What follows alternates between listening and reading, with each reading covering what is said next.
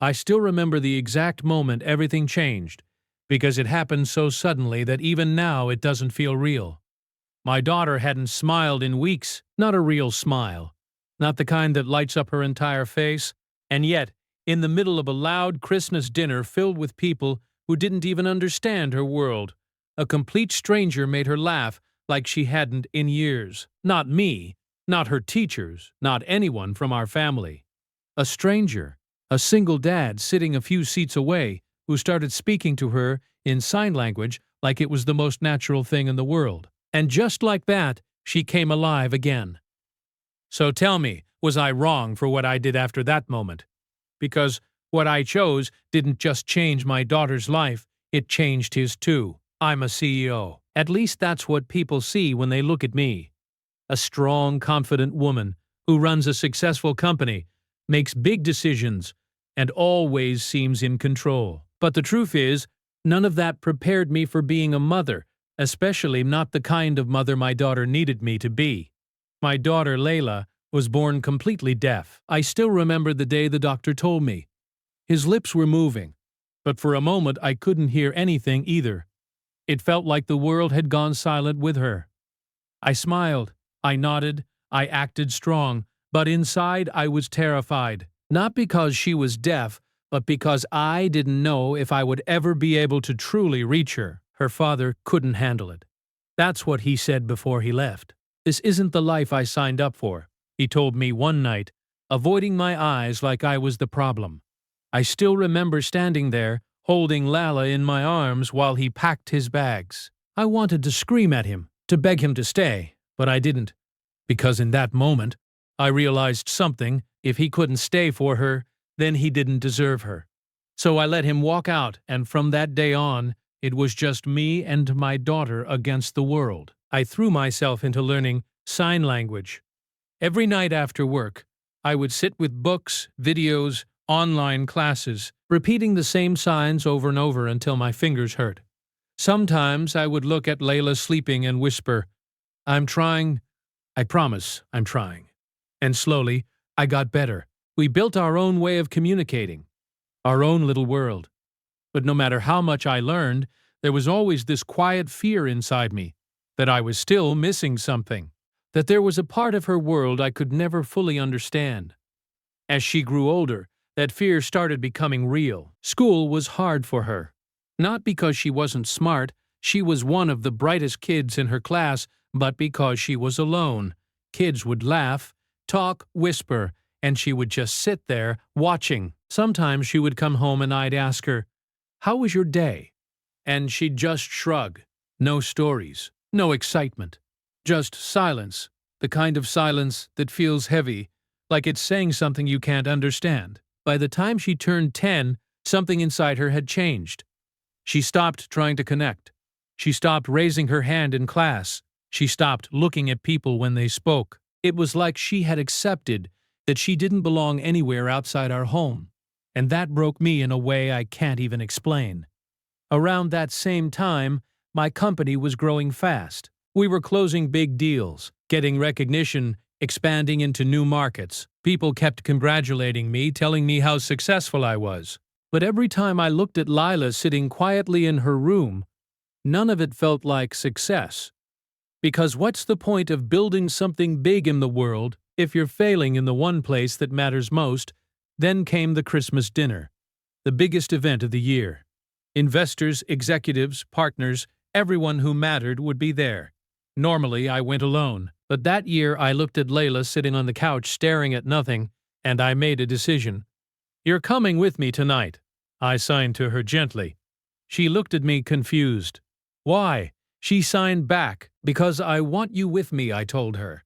But the truth was, I was hoping that maybe if she saw my world, if she felt included, something would change. I didn't realize I was about to make things worse.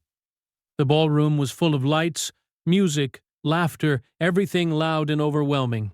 The moment we walked in, I felt her hand tighten around mine. People smiled at her politely. But I could see it in their eyes. They didn't know how to talk to her, so they didn't try.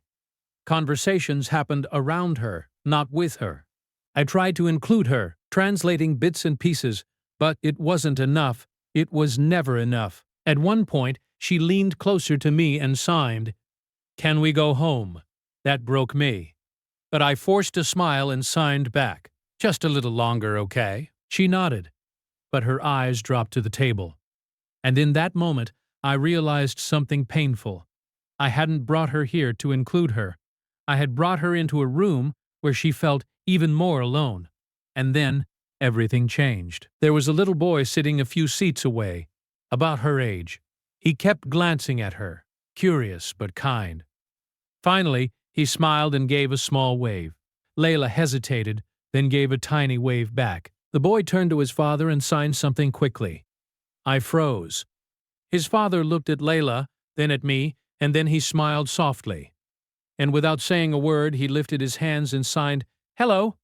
Layla's eyes widened. For a second, she didn't move. And then slowly, like she was afraid it might disappear, she signed back, "Hi." And just like that, a conversation started. Their hands moved faster, their expressions brighter. The boy leaned forward excitedly. Laila mirrored him, and then she laughed. A real laugh. The kind I hadn't seen in so long that it felt like a dream. I felt my throat tighten as I watched her. This was what she had been missing. Not just communication, but connection. Someone who understood her without effort. Later, I walked over to them. "Thank you," I said, my voice softer than I expected. The man smiled. "It's nothing," he replied. "My son's deaf, too. I'm Adam, and this is Noah." I nodded. I'm Layla's mom." He chuckled lightly. I figured.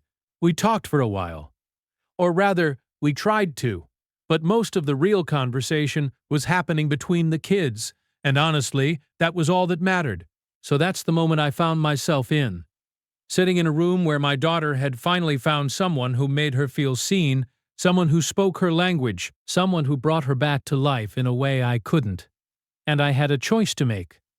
Before I tell you what I did, I want you to think about it. If you saw your child come alive because of a stranger, would you let that moment end when the night was over, or would you hold on to it even if it meant changing everything? Because I chose to hold on to it. After that night, I couldn't just go back to normal. I reached out to Adam. At first, he was hesitant. "People like you don't usually keep in touch," he said honestly. "What does that mean?" I asked. He shrugged. "You have a different world, different priorities." I looked at Laila, who was laughing with Noah in the park that day, her hands moving quickly, her face full of life. "Maybe my priorities weren't right before," I said quietly. "We started meeting regularly, and every time I saw more of the world I had been missing. A world where Laila didn't feel broken, where she didn't feel different, where she was just herself. Adam's life wasn't easy. He worked long hours, took whatever jobs he could to support Noah, and still made time to be fully present for him. I respected that more than anything. He wasn't just surviving, he was showing up every single day. And slowly, an idea started forming in my mind. At my company, we talked a lot about innovation, about impact, about reaching people, but we had completely overlooked an entire community. A community that deserved to be seen, heard, understood. I offered Adam a job. He laughed at first. "You're serious?" "Completely," I said. "I don't have the qualifications for something like that. You have something better," I replied. "You understand something we don't." He hesitated. "I wouldn't fit in." "Then we'll change what fitting in looks like," I said firmly. It wasn't an easy decision for him, or for me. When I brought the idea to my board, they pushed back hard. "This is risky," one of them said. "He has no corporate experience." "He has real experience," I replied. "The kind we can't tice." There were arguments, doubts, resistance. But for the first time, I didn't care about playing it safe. Because this wasn't just about business anymore. Eventually, Adam said yes. The first few months were tough. He struggled to adjust, and some people in the company didn't take him seriously. But he didn't give up, and neither did I. Together, we built something new, a division focused on accessibility, inclusion, real connection, not just as a concept, but as a priority. And it worked, not just for the company, but for people, for families like ours, for kids like Layla.